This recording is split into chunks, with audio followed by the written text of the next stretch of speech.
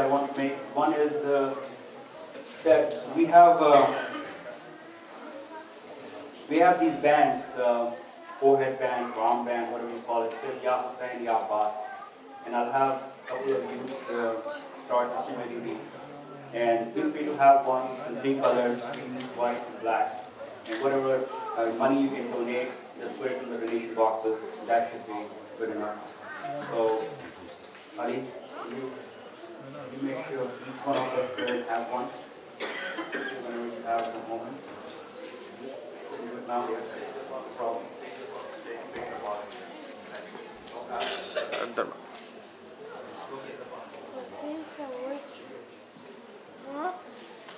And then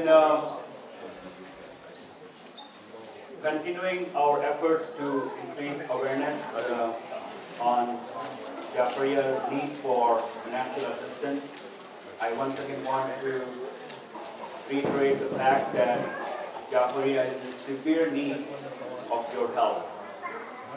Why I say that is because this year Jafaria has fallen short of its intended or targeted funds for 2013. So we really want to have an Arbaeen program.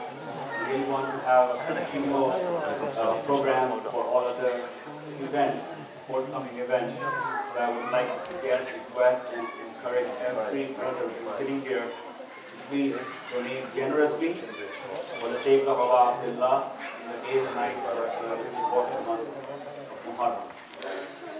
Apart from the donation box, if you can, there are several ways of donating to Jafaria Center. I'm going to just talk about a couple of ways that people have done it in the past and have succeeded. One is, as you all know, we all have monthly payments.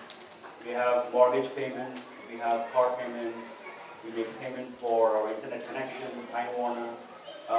Maybe Jafaria can be in that list as well. And you can have, you can fill out a form that you can take out the money automatically from your account. It can be $10, $20, $50, $100, whatever your limit is. If you can do that, that will at least help us survive on a monthly basis. The Jafaria budget for the entire year is close to $140,000 to maintain this upkeep, just operational. I'm not talking about future expansion, just operational. We need at least $10,000 to $12,000 to $15,000 every month to pay our bills. I personally believe that it's an obligation that does not need promotion.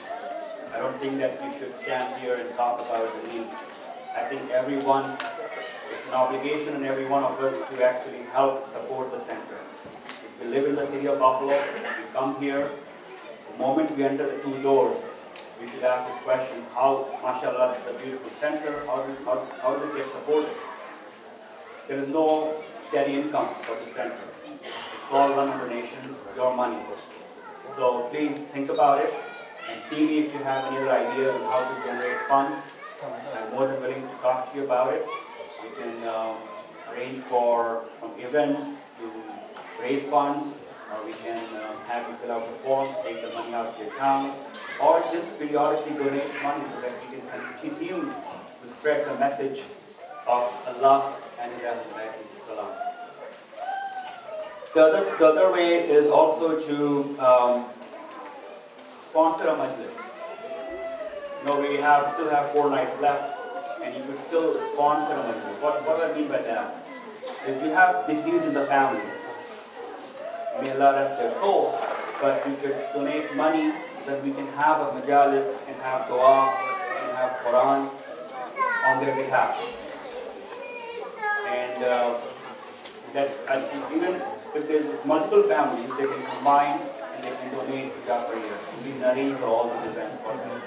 For example, tonight's majalis is sponsored by a brother who donated money for his deceased, right? And in this way, there's a sawab for his deceased, and plus there's a sawab on his family as well for doing this deed. So I'm just going to read out the names of the deceased from his family that he is sponsoring tonight's majlis, and then we can recite the salawat after that. Rasul Shah, Rakia Begum, Mastura Begum, Qasim Shah, Fazal Fatima, Fazal Rasool Jafri, Fazal Batul Jafri, Mahmood Shah, Behdar Shah, Haider Shah, Shabir Akhtar, Kareem Akhtar, Anjam, Saeed and Safina. So you could have your deceased names read out for their benefit, and you could donate on their behalf to Jafariya Center, and we'll arrange for all the Quran Khanis, the du'as and the majalis, the programs and whatnot. That's another way of helping the center out. And I would just like to conclude my brief talk here by sharing some information on what I read last night. I've been reading a book on the life of Imam Sajjad alayhi salam.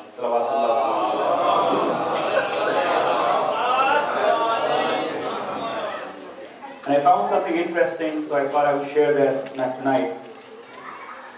He had a student by the name of Unwan al-Basri. He came to Imam and said, "What is the reality of servantship? How do I become the best of the Allah, the servant of Allah?" Imam replied by saying that the reality of servantship consists of three things. First thing, that you should regard yourself to be totally helpless in managing your own affairs. Meaning that you do not think that you are in charge of your own affairs. Leave it to Allah subhanahu wa ta'ala. Tawakkul Allah. Second thing, he said that you should carry on your deeds enjoined by Allah and avoid the forbidden ones. Very simple. The last one is where it struck me.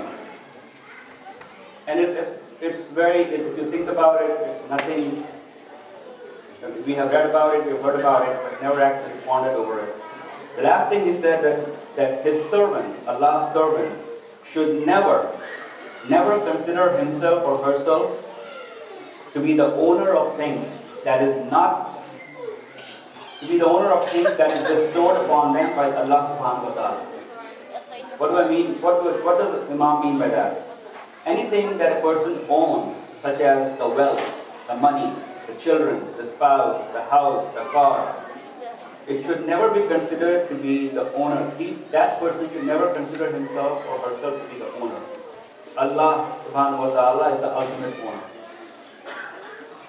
Hopefully I'm driving my point home tonight by sharing this information, and hopefully we'll continue to have these programs at Jafariya Center, and we'll continue to see the same crowd. And even if you're not able to participate financially, at least share your expertise. Come to me and talk to me about how you can be of benefit to Jafariya Center. We have a lot of needs, and I'm always looking for people who have some sort of expertise in some areas where it can be helpful. Finally, I would like to just remind everyone that during the lectures, please refrain from chatting at the prayer hall. If you have to chat, please go outside. There are enough room even for the sisters. If they have kids who are crying, that may disturb the decorum of the lecture. There are a couple of rooms there, room there by the kitchen. We have TV there. They can go and sit over there and still listen to the lecture. And hopefully we'll have a lecture without any disturbances. So,